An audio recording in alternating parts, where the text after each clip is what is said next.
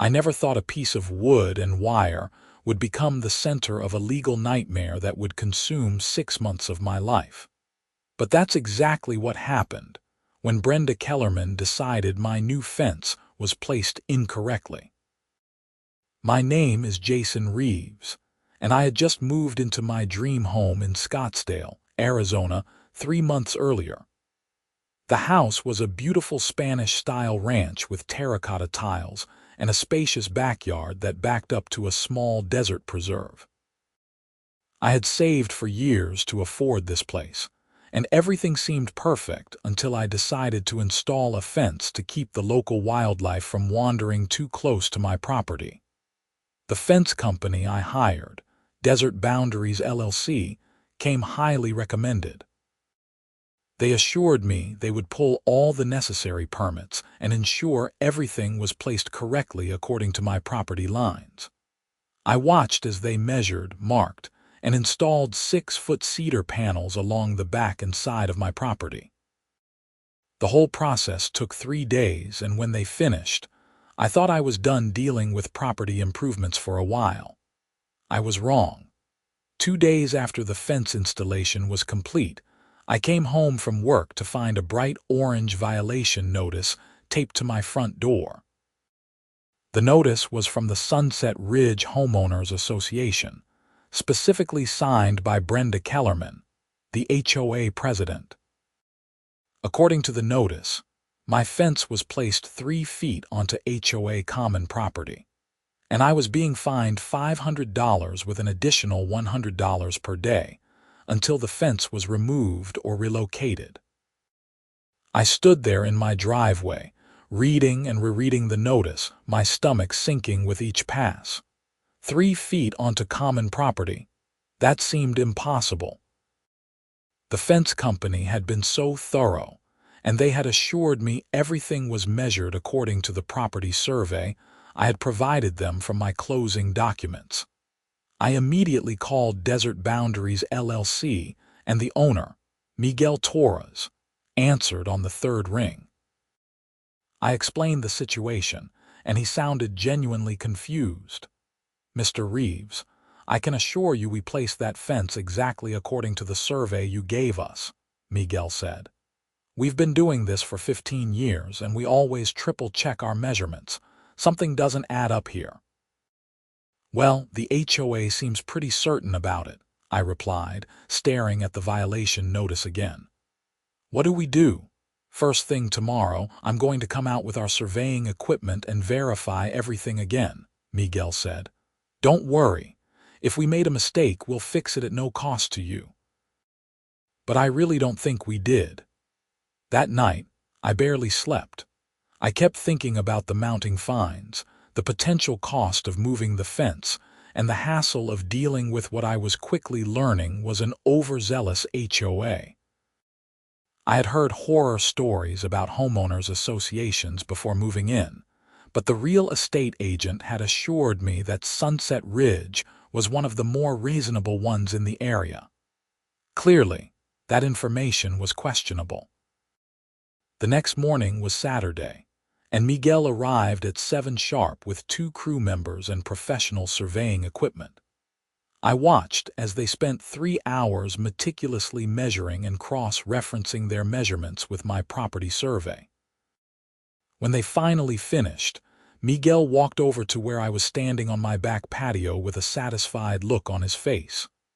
"Mr. Reeves, I can confirm without a shadow of a doubt that your fence is placed exactly on your property line," Miguel said. "Not 1 inch over, not 1 inch under. Whoever from the HOA told you it was 3 feet onto common property is either mistaken or lying." "Are you absolutely certain?" I asked. 100%, Miguel replied. "I'd stake my company's reputation on it. In fact, I'm going to write up a formal report for you that you can present to the HOA. But honestly, you might want to consider getting an independent licensed surveyor to verify this as well, just to have a third-party confirmation." I thanked Miguel and immediately started researching licensed surveyors in the Scottsdale area. By Monday morning, I had hired Arizona Precision Surveys, a company with excellent reviews and a reputation for accuracy. They quoted me $1,200 for a full property survey, which was money I hadn't budgeted for, but I felt I had no choice. While waiting for the surveyor to schedule their visit, I decided to reach out to the HOA directly. The violation notice had included a phone number, which I called Monday afternoon during my lunch break. A woman answered on the second ring with a clipped tone that immediately put me on edge. "Sunset Ridge HOA, this is Brenda speaking." "Hi, Brenda. This is Jason Reeves from 4728 Desert View Lane," I said, trying to keep my voice friendly. "I received a violation notice about my fence placement, and I wanted to discuss it with you." "There's nothing to discuss, Mr. Reeves," Brenda said sharply. "Your fence is clearly over the property line. You need to remove it immediately or face continued fines." "Actually, I had the fence company come back out and verify the placement, and they confirmed it's exactly on my property line," I explained. "I'm also having an independent surveyor come out to verify everything. I think there might be some confusion about where the property line actually is." "There's no confusion," Brenda snapped. "I've lived in this neighborhood for 12 years, and I know exactly where every property line is. Your fence is on HOA property, and you're in violation of our covenants, conditions, and restrictions." Her tone was so dismissive and condescending that I felt my blood pressure rising. I took a deep breath before responding. "With all due respect, I'd like to wait for the independent survey results before taking any action," I said. "If I'm wrong, I'll gladly move the fence at my own expense. But if I'm right, I expect the violation notice and fines to be dropped." "The fines will continue to accumulate until you comply," Brenda said. "Have a good day, Mr. Reeves." She hung up before I could respond. I sat in my car in the office parking lot, gripping my phone and trying to process what had just happened. Brenda Kellerman was exactly the type of HOA president I had hoped never to encounter. Rigid, unreasonable, and absolutely certain of her own righteousness. Arizona Precision Surveys scheduled my property survey for the following Friday, which meant I would accumulate 4 more days of $100 fines, according to the HOA's violation notice. I tried not to think about the mounting total as I went through the motions of my week, working my software engineering job and coming home each evening to stare at the fence that had become the center of this absurd dispute. On Wednesday evening, I found another notice taped to my door. This one informed me that I was scheduled for a hearing before the HOA board the following Tuesday evening to address my continued non-compliance. The hearing was mandatory, and failure to attend would result in additional fines and potential legal action. I called my father that evening, needing to vent to someone who would understand my frustration. Dad had dealt with his own HOA issues years ago at his house in Florida, though nothing quite as extreme as what I was facing. "Son, these HOA boards attract a certain type of person," Dad said after I'd explained the situation. "People who like having power over others, even if it's just the power to tell someone their mailbox is the wrong shade of beige. My advice is to stay calm, gather your evidence, and don't let them rattle you." "But what if they just refuse to accept the survey results?" I asked. "Then you lawyer up," Dad said simply. "I know that's not what you want to hear, but sometimes these things escalate. Document everything. Keep copies of all communications, and be prepared to fight if necessary." I thanked Dad for his advice and spent the rest of the evening organizing all my paperwork. The original property survey from my home purchase, the receipt and report from Desert Boundaries LLC, my communications with the HOA, and the violation notices. I created a folder on my computer and scanned everything, making sure I had both physical and digital copies. Friday arrived, and the surveyors from Arizona Precision Surveys spent 6 hours on my property and the surrounding area. They used high-tech GPS equipment, laser measuring tools, and consulted county records to verify every boundary line.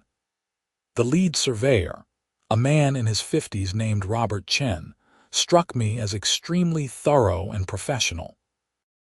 When they finally finished, Robert asked if he could sit down with me to go over the preliminary findings.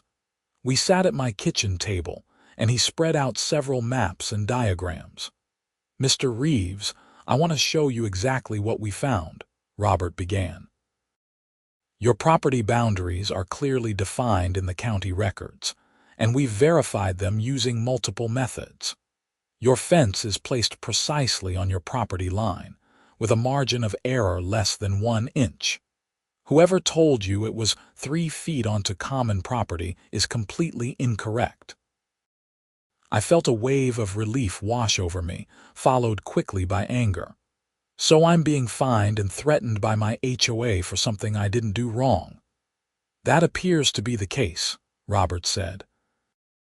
"I'll have the full written report ready for you by Monday, complete with all our measurements, maps, and documentation. You can present this to your HOA with confidence." "What if they still don't accept it?" I asked. Robert's expression grew serious. "Then they are either incompetent or acting in bad faith. Either way, you'd have grounds for legal action. This survey will hold up in any court." I thanked Robert and spent the weekend alternating between relief and frustration. The survey had cost me $1,200, money I wouldn't have had to spend if Brenda Kellerman had done her due diligence before sending out violation notices. The fines now totaled $900 according to the HOA's calculation, and I was determined not to pay a single cent. Monday afternoon, I picked up the official survey report from Arizona Precision Surveys. It was a comprehensive document, complete with detailed maps, measurements, photographs, and a formal certification from Robert Chen. I made 3 copies, one for my records, one to present at the HOA hearing, and one to send via certified mail to the HOA's office. Tuesday evening arrived faster than I wanted. The HOA board meeting was held at a community center within the neighborhood, a bland beige building that looked like every other community center in suburban America. I arrived 15 minutes early, carrying my folder of documentation, and trying to project confidence I didn't entirely feel. The meeting room was set up with a long table at the front where 5 board members sat, and several rows of chairs for residents. I was surprised to see about a dozen other homeowners in attendance, apparently there to watch the proceedings or address their own issues with the board. Brenda Kellerman sat in the center chair at the board table, and I recognized her immediately from her profile picture on the HOA website. She was a woman in her mid-50s with severely cut blonde hair and a pinched expression that suggested she smelled something unpleasant. She wore a navy blazer and pearls, and she surveyed the room with the air of a monarch addressing her subjects. The other board members included 2 men and 2 women, all appearing to be in their 50s or 60s. They introduced themselves as the meeting began. David Prentice, the vice president, Margaret Chen, the treasurer, Richard Sullivan, the secretary, and Linda Morrison, a board member at large. Brenda called the meeting to order with a sharp rap of a gavel that seemed unnecessarily dramatic. They worked through several items of routine business before finally calling my name. Jason Reeves, case number 2024-087, violation of CCR Section 12, regarding fence placement, Brenda announced. "Mr. Reeves, please come forward." I walked to the front of the room and stood before the board table, feeling like a defendant in a trial. Brenda stared at me with barely concealed hostility. "Mr. Reeves, you installed a fence that encroaches 3 feet onto HOA common property," Brenda began. "You were notified of this violation 9 days ago and have taken no corrective action. You've accumulated $900 in fines. What do you have to say for yourself?" The "what do you have to say for yourself" phrasing made me bristle, but I kept my composure.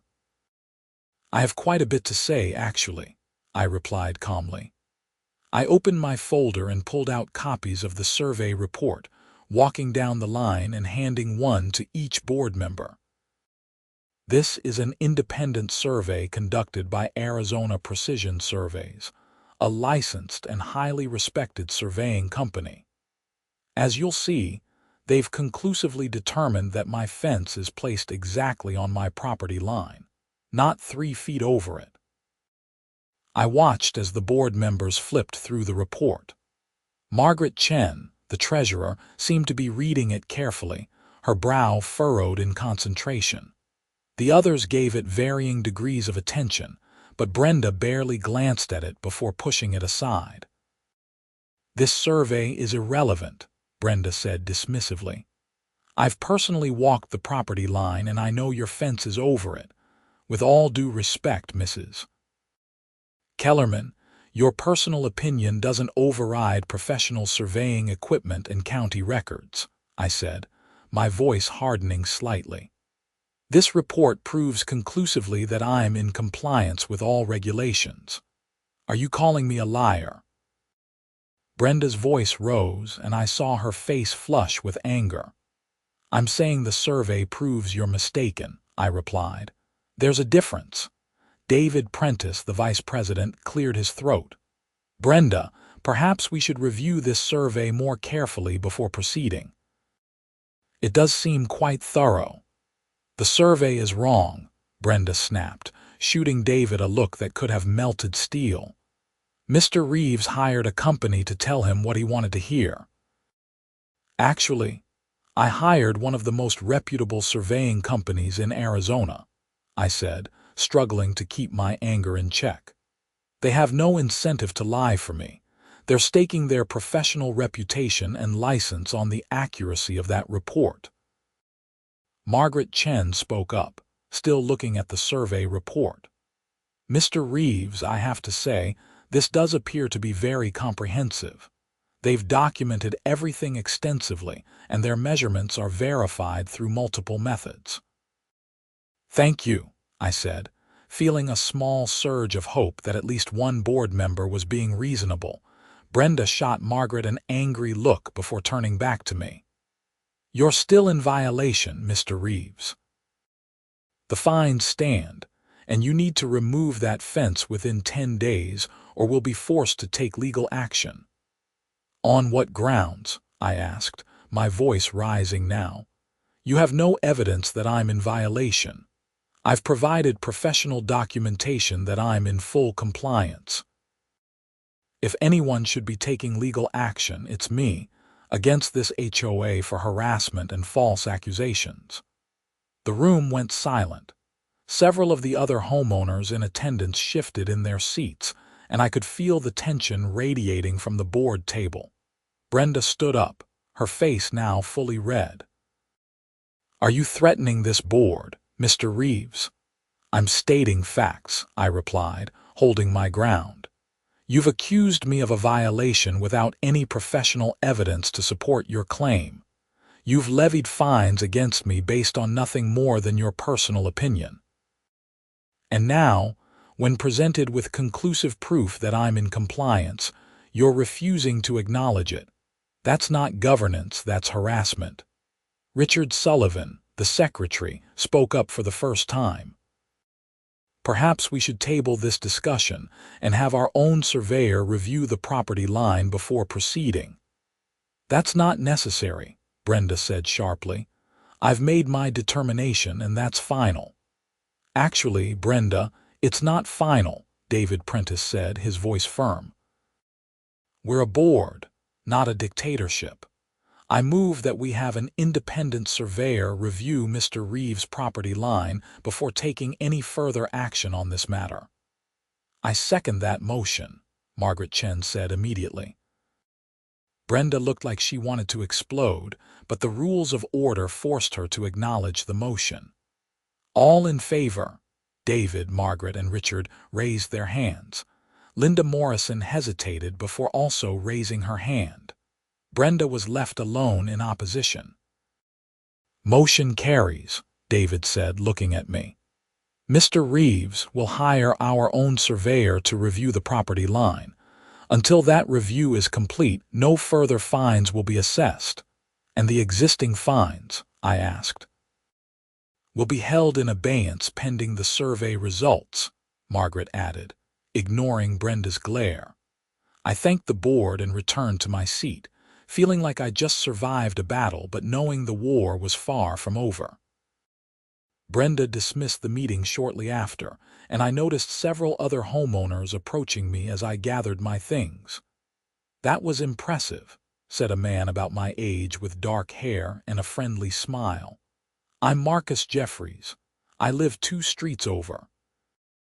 "Brenda's been a nightmare for years, but nobody's ever stood up to her like that." "Someone needed to," I replied, shaking his hand. "This whole thing is insane." "You have no idea," said a woman who had joined us. She appeared to be in her 40s with curly red hair. "I'm Susan Wallace. Brenda fined me $2,000 last year because she said my rose bushes were the wrong color." "The wrong color." I had to threaten to sue before she backed down. Over the next 20 minutes, I heard story after story from other homeowners about Brenda's reign of terror as HOA president. She had apparently fined people for having their trash cans visible from the street for more than 6 hours, for parking their cars in their own driveways instead of garages, for holiday decorations she deemed excessive, and for dozens of other petty infractions. Several homeowners had been forced to hire lawyers, and at least 3 families had sold their homes and moved away rather than continue dealing with her. "Why doesn't someone vote her out?" I asked. Marcus laughed bitterly. "We've tried, twice. But she's rallied her supporters, mostly older residents who like the strict enforcement, and she's managed to hold onto power. The last election was close, though. We lost by less than 20 votes. "When's the next election?" I asked. "Not for another 6 months, Susan said. "We're already organizing, trying to find candidates willing to run against her and the board members who support her. But it's an uphill battle." I exchanged phone numbers with Marcus and Susan and several other homeowners as well. By the time I left the community center, I realized I had inadvertently become part of a larger movement of fed-up residents. What had started as a dispute about my fence was revealing itself to be a symptom of a much bigger problem with the HOA's leadership. The next few weeks passed in relative quiet. The HOA hired a surveying company called Southwest Property Lines to conduct their own review of my fence placement. I cooperated fully, giving them access to my property and providing copies of my survey for comparison. 3 weeks after the board meeting, I received a formal letter from Southwest Property Lines. I opened it with trembling hands, knowing that this could either vindicate me completely or give Brenda ammunition to continue her persecution. The letter was clear and unambiguous.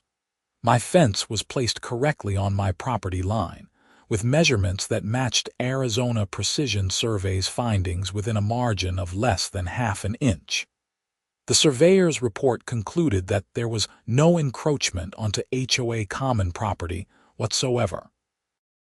I immediately scanned the letter and emailed copies to all 5 board members, with a polite but firm message requesting that all violation notices and fines be rescinded immediately, and that I receive a formal written apology from the HOA. David Prentice responded within an hour, apologizing for the situation and assuring me that the board would address it at their next meeting. Margaret Chen sent a similar message. Richard Sullivan and Linda Morrison sent brief acknowledgments. Brenda Kellerman didn't respond at all. The next HOA board meeting was scheduled for 2 weeks later, and I made sure to attend. The meeting room was even more crowded this time, with at least 20 homeowners present. Word had spread about my fence dispute, and people wanted to see how the board would handle it. When my case came up on the agenda, David Prentice addressed it directly. The board has reviewed the independent survey we commissioned, and it confirms what Mr. Reeves' survey showed. His fence is in full compliance with all regulations. I move that we rescind all violation notices and fines against Mr. Reeves and issue a formal apology for this error. I second the motion, Margaret said immediately. Any discussion? David asked, looking pointedly at Brenda. Brenda sat rigidly in her chair, her jaw clenched so tight I could see the muscles working. I still maintain that the fence is over the property line. Both surveys are wrong. Brenda, that's absurd, Richard Sullivan said, speaking up with more force than I'd heard from him before. We have 2 independent professional surveys that agree completely. You're not a surveyor. You need to accept that you made a mistake. I don't make mistakes, Brenda hissed. The room erupted in murmurs and whispered conversations. David rapped the gavel to restore order. All in favor of rescinding the violations and fines? David asked. 4 hands went up. Only Brenda abstained. Motion carries, David announced. Mr. Reeves, on behalf of the board, I apologize for this situation. Your fines are rescinded, and you're in full compliance with all HOA regulations. I nodded my thanks, but I could see Brenda staring at me with pure hatred. I knew this wasn't over. I was right. 2 days later, I received a certified letter from a law firm, Berkshire & Associates, attorneys at law, located in Phoenix. The letter informed me that I was being sued by the Sunset Ridge Homeowners Association for willful violation of property boundaries, installation of non-compliant structures, and failure to comply with HOA directives. They were suing me for $10,000 in damages, plus legal fees. I sat at my kitchen table, reading the lawsuit papers over and over, unable to believe what I was seeing. Despite 2 professional surveys confirming I was right, despite the board vote rescinding the violations, Brenda Kellerman was taking me to court. I immediately called Marcus Jeffries, who had become something of a friend over the past few weeks. He listened to my situation and let out a long, low whistle. "This is bad, Jason," Marcus said. "Brenda's gone completely off the rails. But here's the thing you need to know. The HOA board has to vote to approve legal action. If Brenda filed this lawsuit without board approval, she's acting outside her authority." "How do I find out if it was approved?" I asked. "Board meetings are required to be documented, and homeowners have the right to review the minutes," Marcus explained. "Request the minutes from the last meeting and any special meetings they might have held. If there's no record of a vote to pursue legal action, Brenda might be personally liable for this."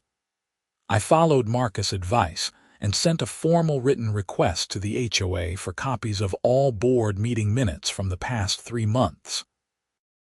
By law, they had to provide them within 15 business days. Meanwhile, I needed a lawyer of my own. I researched real estate attorneys in the Scottsdale area and found a firm called Davidson Legal Group that specialized in HOA disputes. I scheduled a consultation with an attorney named James Davidson for the following Tuesday. James Davidson was a man in his early 40s with a sharp mind and an immediately reassuring presence. I laid out the entire situation for him, providing all my documentation: the surveys, the violation notices, the board meeting minutes I had access to, and the lawsuit papers from Berkshire and Associates. James reviewed everything carefully, occasionally making notes on a legal pad. When he finished, he leaned back in his chair and gave me a small smile. "Mr. Reeves, I'm not going to lie to you, being sued is never pleasant," James began. "However, you have one of the strongest cases I've seen in quite a while. You have 2 independent professional surveys confirming your fence is correctly placed. The HOA's own hired surveyor agreed with your findings. The board voted to rescind the violations, and now someone is suing you anyway. Can they do that?" I asked. "That depends on whether this lawsuit was properly authorized by the board," James said. "HOAs are corporations, and they have specific rules about legal action. Typically, the board has to vote to authorize a lawsuit. If this was filed without proper authorization, it could be thrown out immediately, and whoever filed it could be held personally liable. Brenda Kellerman, the HOA president, has been the one pushing this from the beginning," I explained. "The rest of the board seems more reasonable." "Then we need to find out if she had authorization to file this suit," James said. "Have you requested the board meeting minutes?" "Yes, I'm waiting for them to be provided," I replied. "Good. In the meantime, we need to file a response to this lawsuit," James continued. "I'll draft a motion to dismiss based on the survey evidence, and will also include a counterclaim for harassment, abuse of process, and reimbursement for your legal fees and surveying costs." "How much is this going to cost me?" I asked, dreading the answer. James quoted me a retainer fee of $5,000, with additional costs depending on how far the case went. It was money I didn't want to spend, but I had no choice. I couldn't let Brenda Kellerman steamroll me with baseless accusations. I hired James Davidson on the spot, and he immediately began work on our response to the lawsuit. Over the next 2 weeks, he drafted a comprehensive motion to dismiss that laid out all the evidence in my favor and pointed out the multiple procedural and substantive problems with the HOA's case. During this time, I finally received the board meeting minutes I had requested. I read through them carefully, looking for any mention of a vote to authorize legal action against me. There was nothing. No vote, no discussion, no authorization whatsoever. I immediately called James Davidson and told him what I'd found. I could hear the satisfaction in his voice when he responded. "That's exactly what I was hoping to hear," James said. "This means Brenda Kellerman either filed this lawsuit without board authorization, or she held an illegal secret meeting to approve it. Either way, she's in serious trouble." James amended our motion to dismiss to include this information, and he also sent a letter to the other 4 board members informing them of the lawsuit and asking whether they had authorized it. He copied the letter to Berkshire and Associates as well. The response was swift and dramatic. 2 days after James sent his letter, I received an email from David Prentice, the HOA vice president. He wrote that he and the other 3 board members, Margaret Chen, Richard Sullivan, and Linda Morrison, had been completely unaware of the lawsuit until they received James' letter. They had immediately called an emergency board meeting and voted unanimously to withdraw the lawsuit and censure Brenda Kellerman for acting without board authorization. Furthermore, David wrote, they had consulted with the HOA's attorney, who had informed them that Brenda had apparently hired Berkshire and Associates on her own, telling them she had board authorization when she didn't. The HOA's insurance wouldn't cover the legal fees because the lawsuit was unauthorized, meaning Brenda could be personally liable for all costs. The next day, James received a formal notice from Berkshire and Associates that they were withdrawing from the case and filing a motion to dismiss the lawsuit. Reading between the lines, It was clear that Berkshire had realized they'd been lied to by Brenda and wanted to distance themselves from the situation as quickly as possible. I should have felt relieved, but I was too angry. Brenda Kellerman had put me through months of stress, cost me thousands of dollars in surveying fees and legal costs, and nearly succeeded in forcing me to tear down a perfectly legal fence. The lawsuit being dropped wasn't enough. I wanted justice. I discussed this with James Davidson during a phone call that week. I want to pursue the counterclaim, I told him. Brenda Kellerman needs to be held accountable for what she's done. I understand your anger, and I think you have every right to pursue this, James replied. However, I want to make sure you understand what you're getting into. A counterclaim means more legal fees, more time in court, and potentially a lot of stress. Are you prepared for that? Yes, I said without hesitation. If I don't hold her accountable, she'll just do this to someone else. Maybe she already has. All right, James said. Then let's proceed. I'll file a counterclaim against Brenda Kellerman personally for abuse of process, harassment, and intentional infliction of emotional distress. We'll seek reimbursement for all your costs, the surveys, my legal fees, and compensatory damages for the stress she's caused you. Over the next few weeks, James filed our counterclaim, and Brenda was formally served with the lawsuit papers. I heard through the neighborhood grapevine that she had gone into a complete meltdown when she was served, screaming at the process server and calling them part of a conspiracy against her. The rest of the HOA board had apparently had enough of Brenda's antics. David Prentice called me directly to inform me that they had voted to remove Brenda from her position as president, citing her unauthorized legal action and her pattern of harassment toward homeowners. She would remain a regular board member until her term expired, but she no longer had any executive authority. David had been elected as the new president, and his first action was to institute new guidelines requiring board majority approval for any enforcement action involving fines over $100. He also established a formal appeals process for homeowners who felt they'd been unfairly cited for violations. These changes were good for the neighborhood, but they didn't address my personal situation with Brenda. She had hired her own attorney, a man named Gregory Walters, who had a reputation as an aggressive litigator.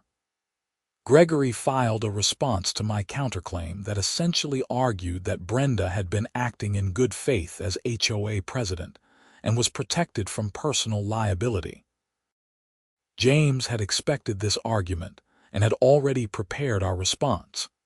He argued that Brenda had acted outside her authority by filing an unauthorized lawsuit, and that she had continued to pursue enforcement action even after being presented with clear evidence that she was wrong.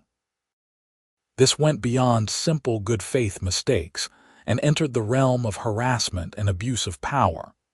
The case went into discovery, meaning both sides had to exchange documents and evidence.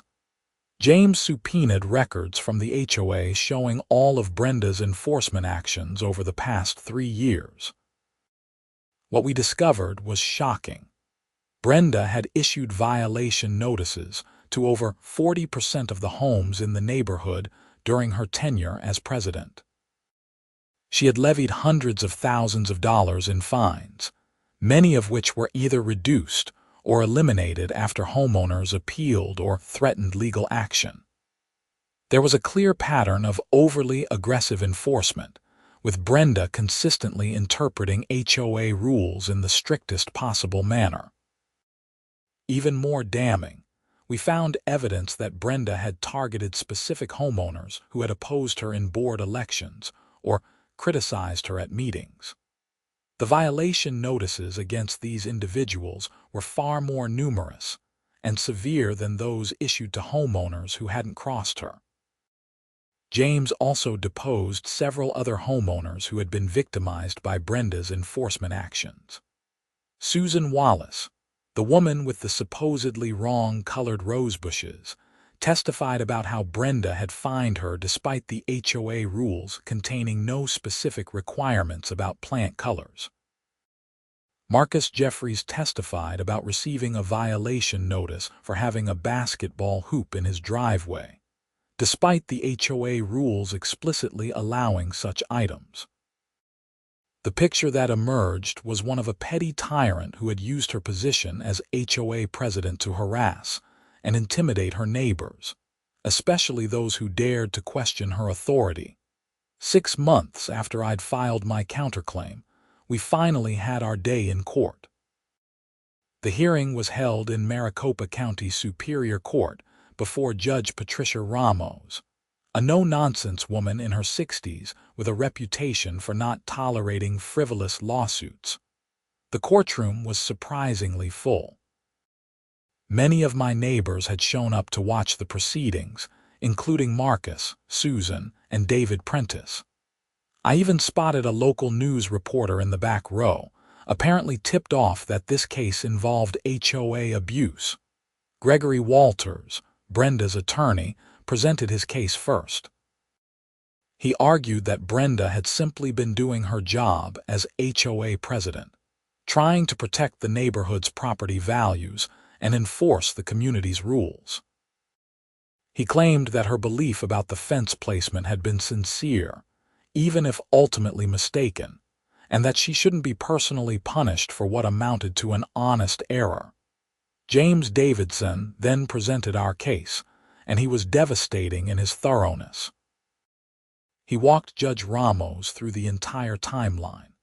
The violation notice issued without any professional verification, Brenda's refusal to accept the survey evidence I had provided, her dismissive behavior at the board meeting, and finally her filing of an unauthorized lawsuit after the board had already voted to rescind the violations. James then presented the evidence we'd gathered during discovery, showing Brenda's pattern of aggressive enforcement and her targeting of homeowners who had opposed her. He called several witnesses, including Susan Wallace and Marcus Jeffries, who testified about their own experiences with Brenda's harassment. The most powerful moment came when James called David Prentice to the stand. David testified that the board had repeatedly tried to rein in Brenda's enforcement actions, but she had often acted unilaterally, issuing violation notices without consulting the other board members. He confirmed that the lawsuit against me had been filed without board knowledge or approval, and that Brenda had explicitly lied to Berkshire and Associates about having authorization. Brenda took the stand in her own defense, and it did not go well for her. Gregory Walters tried to present her as a dedicated volunteer who had been trying to maintain neighborhood standards, but Brenda couldn't help revealing her true nature under James' cross-examination. Mrs. Kellerman, when you issued the violation notice against Mr. Reeves, had you actually measured the fence placement? James asked. I didn't need to measure it, Brenda replied curtly.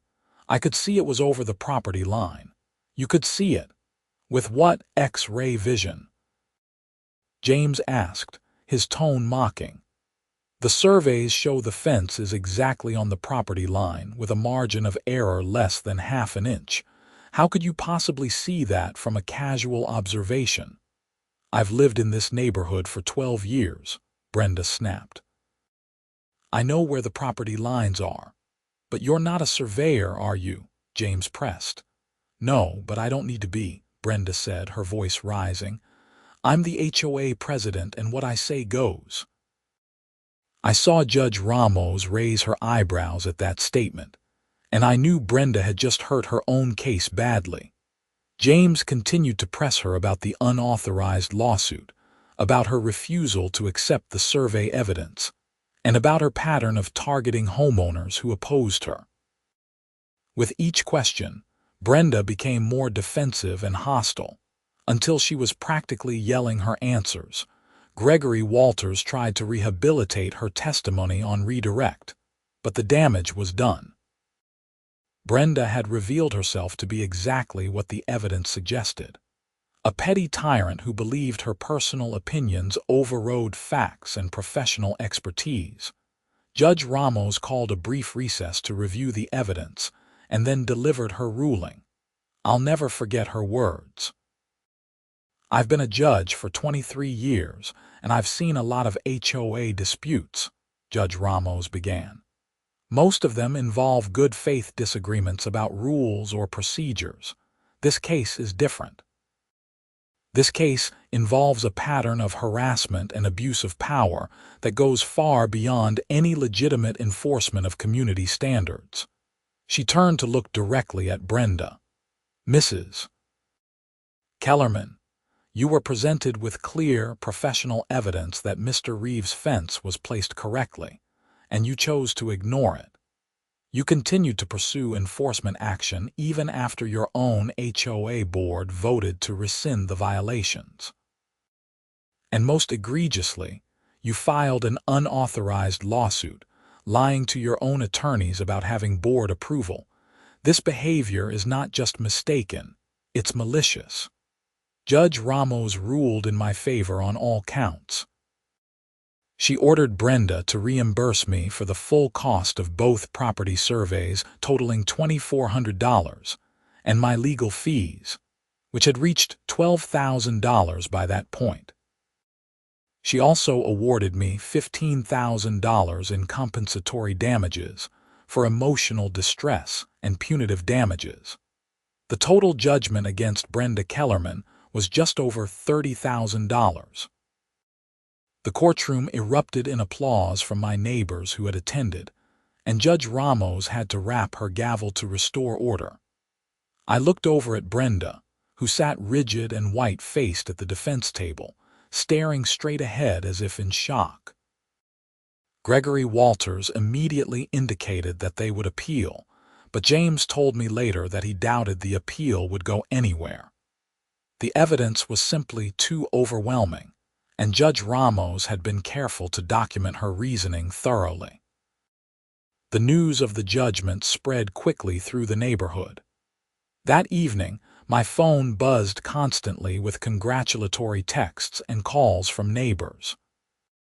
Marcus Jeffries showed up at my door with a 6-pack of craft beer, and we sat on my back patio looking at the fence that had started this whole mess and talked about what this meant for the neighborhood.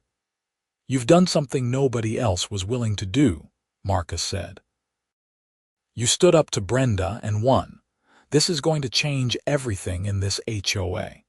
He was right.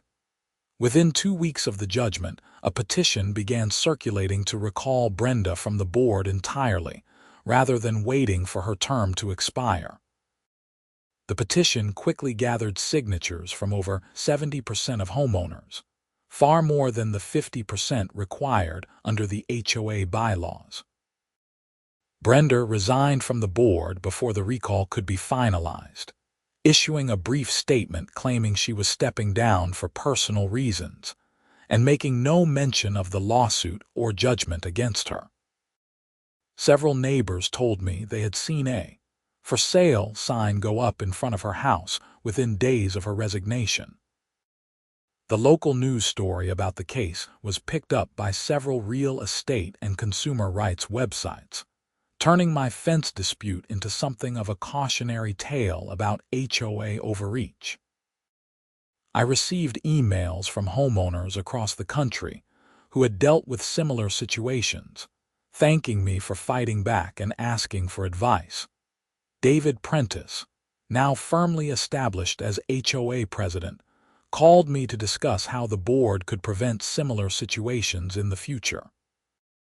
We had a long conversation about implementing stronger oversight mechanisms, requiring professional verification before issuing certain types of violation notices, and establishing an independent review committee to hear homeowner appeals. Many of these suggestions were adopted at the next HOA meeting, with strong support from residents who had grown tired of Brenda's authoritarian approach. The HOA also agreed to reimburse me for the surveying costs I'd initially paid out of pocket, even though the court had already ordered Brenda to pay them. David said it was the right thing to do, since the HOA itself had issued the violation notice. Collecting the judgment from Brenda proved to be another challenge. Her attorney filed several motions seeking to reduce or delay payment, but Judge Ramos denied them all. Eventually, Brenda was forced to sell her home to satisfy the judgment. I heard through the neighborhood grapevine that she moved to a condo in Phoenix, far from Sunset Ridge and the neighborhood she had once ruled with an iron fist. Looking back on the entire experience now, almost a year after it began, I still can't quite believe that a simple fence installation turned into a legal battle that consumed so much time, money, and energy. But I also know that standing up to Brenda was the right thing to do, not just for myself but for every other homeowner in Sunset Ridge who had been victimized by her abuse of power. The fence still stands exactly where Desert Boundaries LLC installed it, precisely on my property line, a daily reminder of the importance of standing up for yourself when you know you're right. I've made good friends in the neighborhood through this ordeal, people like Marcus and Susan who supported me when I needed it. The HOA, under David's leadership, has become more reasonable and transparent, with enforcement actions that focus on legitimate concerns rather than petty grievances. I learned a lot about property law, surveying, HOA regulations, and the legal system through this experience. More importantly, I learned that sometimes you have to fight back against unreasonable authority, even when it's intimidating and expensive to do so. Bullies like Brenda Kellerman count on people being too tired, too scared, or too broke to stand up to them. When someone finally does, their entire facade of power crumbles. My advice to anyone facing a similar situation: document everything, get professional verification for any disputed claims, and don't be afraid to hire a good attorney if necessary. It's expensive and stressful, but sometimes it's the only way to protect your rights and your property. And if your HOA claims your fence is over the property line, get a survey. Get 2 surveys. Get as many surveys as it takes to prove you're right, because eventually the truth will come out. Justice may move slowly, but when you have the facts on your side, it does eventually arrive. The fence dispute that started as a nightmare ended up being one of the most valuable experiences of my life, teaching me about perseverance, community, and the importance of standing up for what's right. Every time I look at that cedar fence in my backyard, I don't see a source of stress and conflict anymore. I see a victory for common sense, professional expertise, and the principle that no one, not even an HOA president, has the right to bully their neighbors with false accusations and abuse of power. Brenda Kellerman learned an expensive lesson about the limits of her authority. And I learned that sometimes the most important property line to defend isn't the one marked on a survey, it's the line between reasonable governance and tyrannical abuse of power. I'm glad I stood on the right side of that line, and I'm glad I had the courage to defend it, no matter how difficult the fight became.